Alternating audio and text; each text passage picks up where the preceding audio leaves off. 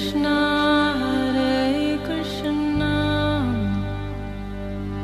Krishna Krishna Hare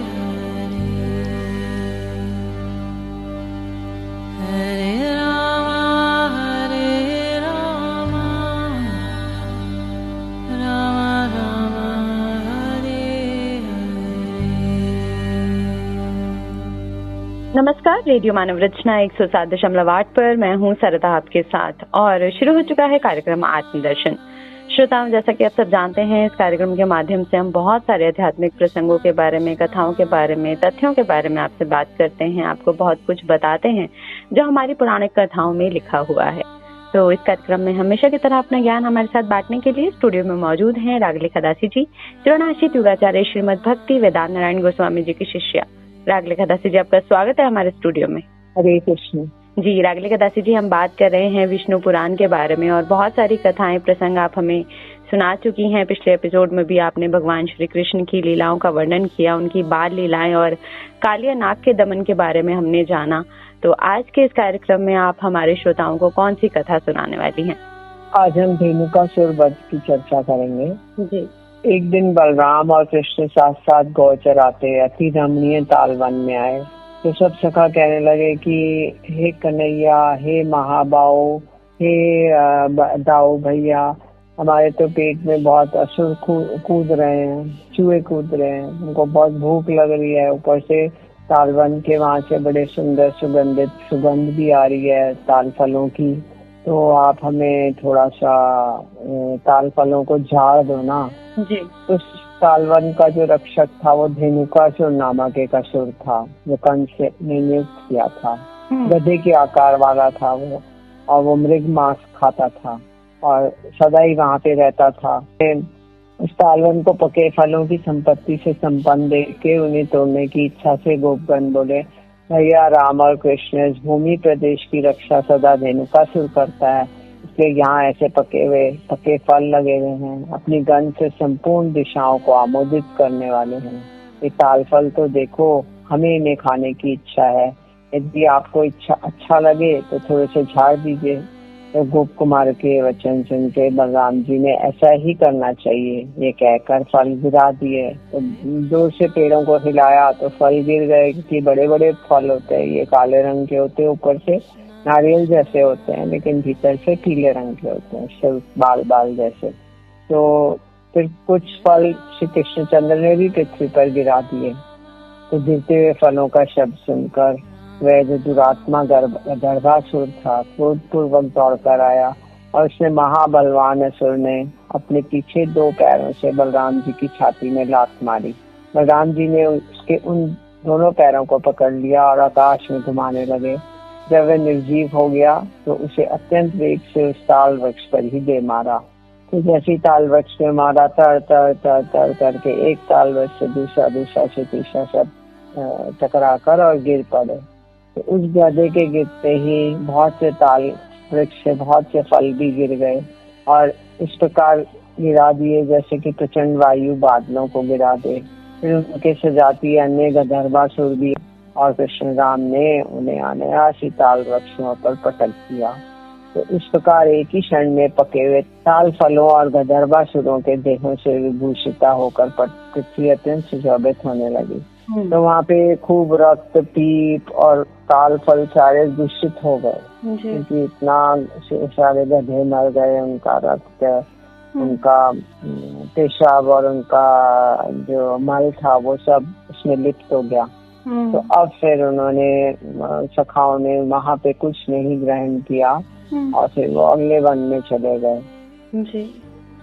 उसके बाद से ही तालवन में गौएं निर्विघ्न होकर सुखपूर्वक नवीन चिन्ह चढ़ने लगी और जो उन्होंने पहले कभी चढ़ने को नसीब नहीं हुआ था।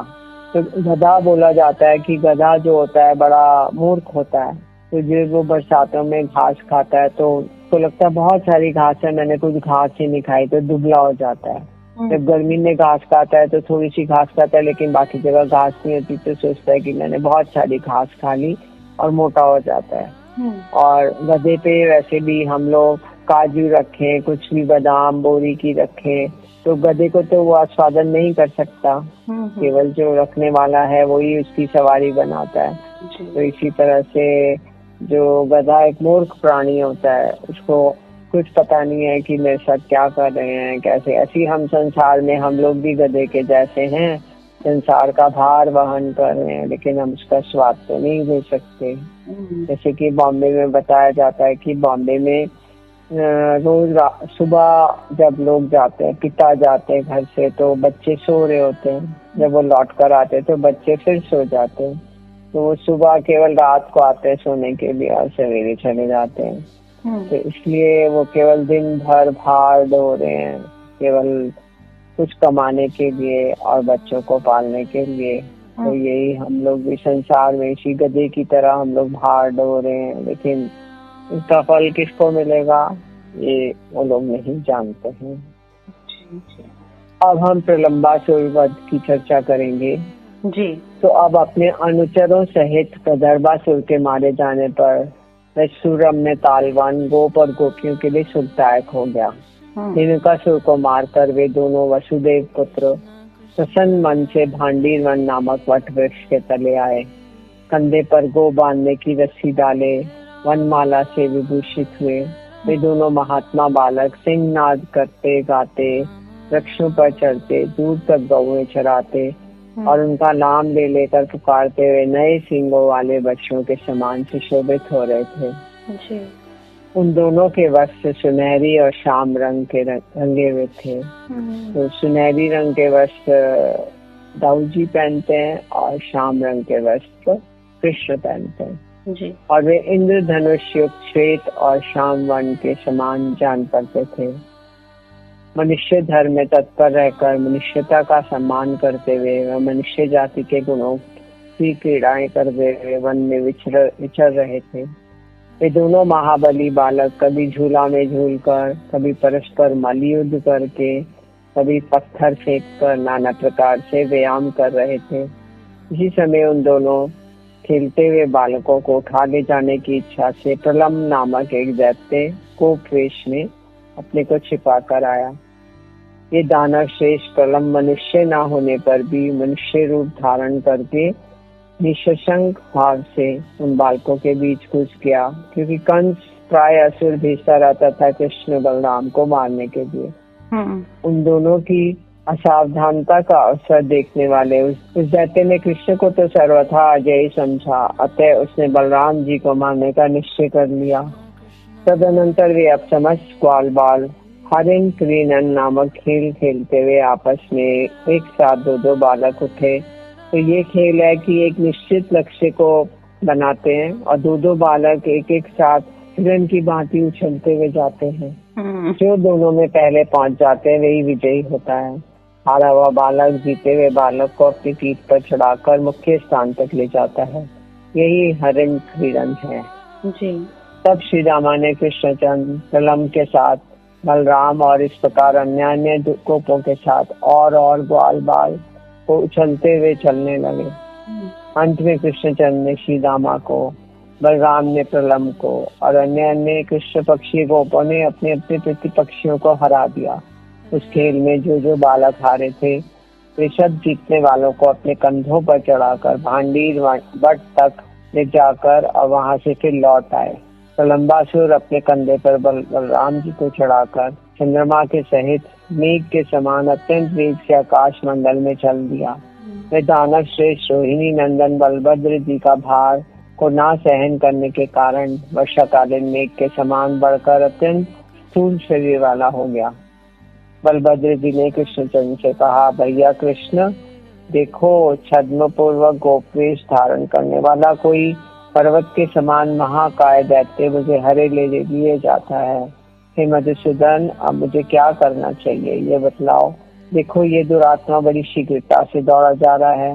कृष्णचंद्र बोले, हे सर्वात्मन, आप संपूर्ण गुह्य पदार्थों में अत्यंत गुह्य स्वरूप होकर भी ये स्पष्ट मानव भाव क्यों अवलंबन कर रहे हैं? अब आप अपने इस स्वरूप का स्मरण कीजिए और जो समस्त संसारों के कारण और कारण का भी पूर्ववर्ती है और प्रलय काल में भी स्थित रहने वाले हैं। क्या आपको मालूम नहीं है कि आप और मैं दोनों ही इस संसार के एकमात्र कारण हैं और पृथ्वी का भार उतारने के लिए ही मृत्यु लोक में आए हैं। हे अनंत, आकाश आपका सिर है, मेघ केश है और पृथ्वी चरण है, अग्नि मुख है, चंद्रमा मन है, वायु श्वास प्रश्वास है। तो महात्मा कृष्ण चंद्र द्वारा इस प्रकार स्मरण कराए जाने पर महाबलवान बलराम जी हंसते हुए प्रलंबासुर को पीड़ित करने लगे। उन्होंने क्रोध से नेत्र लाल कर करके उसके मस्तक पर एक घूसा मारा। उसकी चोट से उस दैत्य के दोनों नेत्र बाहर निकल आए। तदनंतर वह दैत्य मस्तिष्क फट जाने पर मुख से रक्त वमन करता, मुख से खून की उल्टी करने लगा, पृथ्वी पे गिर गया और मर गया। अद्भुत कर्मा बलराम जी द्वारा प्रलंबासुर को मरा देखकर सबको गण प्रसन्न हो गए। साधु साधु कहते हुए उनकी प्रशंसा करने लगे। प्रलंबासुर के मारे जाने पर बलराम जी गोपों द्वारा प्रशंसित होते हुए कृष्णचंद्र के साथ गोकुल में लौट आए। अभी हम गिरिराज गोवर्धन धरण लीला करेंगे, सुनेंगे। जी। तो ब्रजमंडल में निर्मल आकाश और नक्षत्रमय शरद काल आ जाने पर कृष्णचंद्र ने समस्त ब्रजवासियों को इंद्र का उत्सव मनाने के लिए तैयारी करते देखा। समस्त ब्रजवासी खूब पकवान बना रहे थे कि आज हम इंद्र की पूजा करेंगे। प्रतिवर्ष वो करते थे। जी। कृष्ण ने उन गोपों को उत्सव की उमंग में भयंकर उत्साहपूर्ण देखकर कौतूहलवश अपने बड़े बूढ़ों से पूछा, आप लोग जिसके लिए फूले नहीं समाते, ये इंद्र यज्ञ क्या है? आदर पूर्वक पूछने पर उनसे नंदगोप ने कहा। नंदगोप बोले, मेघ और जल के स्वामी देवराज इंद्र हैं। उसकी प्रेरणा से ही मेघगण जल रूप रस की वर्षा करते हैं। हम और अन्य समस्त देहधारी उस वर्षा से उत्पन्न हुए अन्न को ही खाते हैं और उसी को उपयोग में लगा लाते हुए देवताओं को भी तृप्त करते हैं। उस वर्षा से बड़े पर गौएं पुष्ट होती हैं और वत्सवती एवं दूध देने वाली होती हैं। जिस भूमि पर बरसाने वाले मेघ दिखाई देते हैं उस पर कभी अन्न और तृण का अभाव नहीं होता और ना ही वहाँ के लोग भूखे रहते देखे जाते हैं। इंद्र पृथ्वी के जल को सूर्य किरणों द्वारा खींचकर संपूर्ण प्राणियों की वृद्धि के लिए उसे मेघों द्वारा पृथ्वी पर बरसाते हैं। इसलिए वर्षा ऋतु में समस्त राजा लोग, हम और अन्य मनुष्यगण देवराज इंद्र की यज्ञों द्वारा प्रसन्नता पूर्वक पूजा किया करते हैं। इंद्र की पूजा के विषय में नंद जी से ऐसे वचन सुनकर श्री दामोदर देवराज को कुपित करने के लिए इस प्रकार कहने लगे, हे बाबा, हम ना तो कृषक हैं ना व्यापारी, हमारे देवता तो गैया ही हैं, क्योंकि हम लोग वंचर हैं। जो पुरुष एक व्यक्ति से फल लाभ करके अन्य की पूजा करता है उसका इहलोक और परलोक कहीं भी शुभ नहीं होता। खेतों में के अंत में सीमा है और सीमा के अंत में वन है और वनों के अंत में समस्त पर्वत है। ये पर्वत ही हमारी परम गति है। जब कभी वनवासी गण इन गिरी देवों को किसी तरह बाधा पहुंचाते हैं तो वे सिंह आदि रूप धारण करके उन्हें मार डालते हैं। अतः आज से इस इंद्र यज्ञ के स्थान पर हम गिरी यज्ञ या गो यज्ञ का प्रचार होना चाहिए। हमें इंद्र से क्या प्रयोजन, हमारे देवता तो गैया और पर्वत ही हैं। ब्राह्मण लोग मंत्र यज्ञ और कृषक गण हल का पूजन करते हैं। अतः पर्वत और वनों में रहने वाले हम लोग को गिरी यज्ञ और गो यज्ञ करना चाहिए। आज संपूर्ण ब्रज का दूध एकत्रित कर लो और उससे ब्राह्मणों और अन्य अन्य याचकों को भोजन कराओ। इस विषय में और अधिक सोच विचार मत करो। गोवर्धन की पूजा, होम, ब्राह्मण भोजन समाप्त होने पर ही शरद ऋतु के पुष्प से सजे हुए मस्तक वाली गौएं गिरिराज जी की प्रदक्षिणा करें। हे गोपगण, आप लोग यदि प्रीति पूर्वक मेरे सम्मति के अनुसार कार्य करेंगे तो इससे गौओं को, गिरिराज जी को और मुझको अत्यंत प्रसन्नता होगी। कृष्णचंद्र के इन वाक्यों को सुनकर नंद आदि ब्रजवासी गोपों ने प्रसन्नता से खिले हुए मुख से साधु साधु कहा और बोले, हे वत्स, तुमने अपना जो विचार प्रकट किया है वह बड़ा ही सुंदर है। हम सब ऐसा ही करेंगे। आज गिरी यज्ञ किया जाएगा। सैकड़ों हजारों ब्राह्मणों को भोजन कराया और पुष्प चर्चित गौओं और सजम जलधर के समान गर्जन वाली सांडों ने गोवर्धन की परिक्रमा की। उस समय कृष्णचंद्र ने पर्वत के शिखर पर अन्य रूप से प्रकट होकर ये दिखलाते हुए कि मैं मूर्तिमान गिरिराज हूँ, उन गोप श्रेष्ठों के चढ़ाए हुए विविध व्यंजनों को ग्रहण किया। तो कृष्णचंद्र एक स्वरूप से तो कृष्ण है पुजारी, और एक स्वरूप से वो गिरिराज गोवर्धन के अंदर से प्रकट हो गए और बोले, हे ब्रजवासियों, तुम लोग जो व्यंजन लाए हो उसको मैं साक्षात ग्रहण करूंगा। तो कृष्ण ब्रजवासियों से कहने लगे कि देखो, तुमने तो कभी अपने इंद्र को देखा नहीं था, देवता को, मेरे देवता को देखो, साक्षात तुम्हारे सामने प्रकट होके खाएंगे प्रसाद।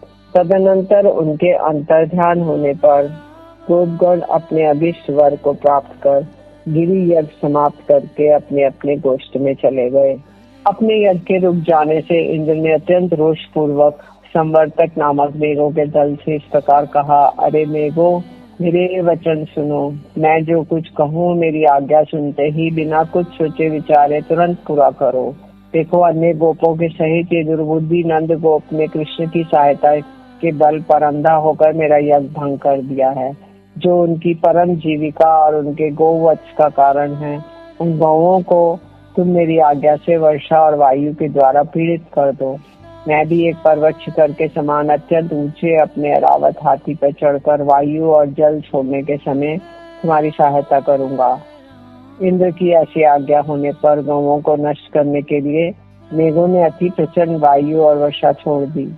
हे मुने, उस समय एक क्षण में ही मेघों की छोड़ी हुई महान जल धाराओं से पृथ्वी, दिशाएं, आकाश सब एक रूप हो गए। मेघगण मानो विद्युत लता रूप दंडाघात से भयभीत होकर महान शब्द से दिशाओं को व्याप्त करते हुए मूसलाधार पानी बरसाने लगे।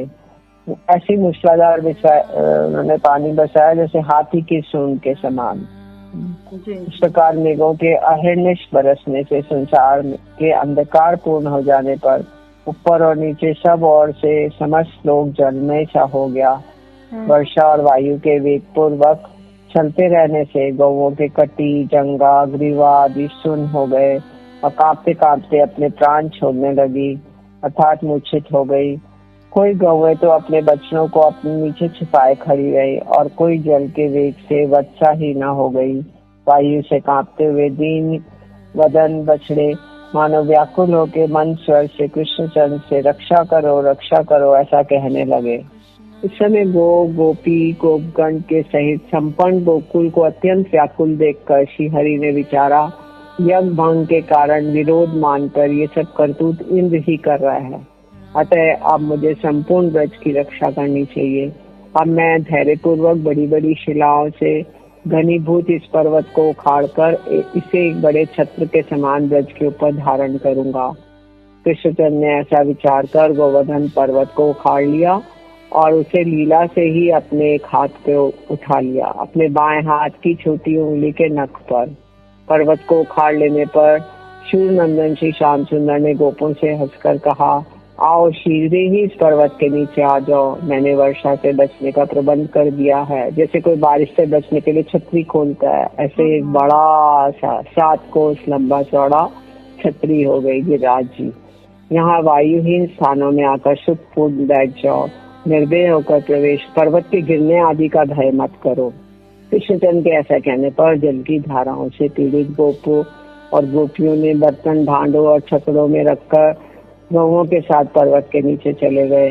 ब्रजवासियों का हर्ष और स्नेह पूर्वक टकटकी लगाकर देखे जाते हुए कृष्णचंद्र भी गिरिराज जी को अत्यंत निश्चिंता पूर्वक धारण किए रहे। गोपों के नाशकर्ता इंद्र की प्रेरणा से नंद जी के गोकुल में 7 रात्रि तक महाभयंकर मेघ बरसते रहे, किंतु जब श्री कृष्णचंद्र ने पर्वत धारण कर गोकुल की रक्षा की तो अपनी प्रतिज्ञा व्यर्थ हो जाने से इंद्र ने मेघों को रोक दिया। आकाश के मेघहीन हो जाने से इंद्र की प्रतिज्ञा भंग हो जाने पर समस्त गोकुलवासी वहां से निकलकर प्रसन्नता पूर्वक फिर अपने अपने स्थानों को चले गए। श्री कृष्णचंद्र ने भी उन ब्रजवासियों के विस्मय पूर्वक देखते देखते गिरिराज गोवर्धन को अपने स्थान पर रख दिया। जी श्रोता, बहुत ही खूबसूरत प्रसंग हमने जाना कि किस तरह से गिरिराज पर्वत को अपनी एक छोटी उंगली पर उठाकर भगवान श्री कृष्ण ने ये लीला की थी। भगवान इंद्र का जो है घमंड अहंकार जो है वो तोड़ने के लिए, और इस लीला के विषय में हम लगभग सभी जानते हैं और बहुत ही खूबसूरत ये लीलाएं जो प्रभु श्री कृष्ण ने की इस कार्यक्रम के माध्यम से हम आपको सुना रहे हैं। तो श्रोताओं, इस तरह के प्रसंग, इस तरह की कथाएं हम आपको आगे भी सुनाएंगे इस कार्यक्रम के माध्यम से, लेकिन आज बस इतना ही। रागलिका दासी जी, आपका बहुत बहुत शुक्रिया हमारे स्टूडियो में आने के लिए। हरे कृष्ण जी। तो श्रोताओं, आज के लिए हम इस कार्यक्रम से दीजिए इजाजत और आप सुनते रहिए रेडियो मानव रचना 107.8 पर आने वाले अन्य कार्यक्रम।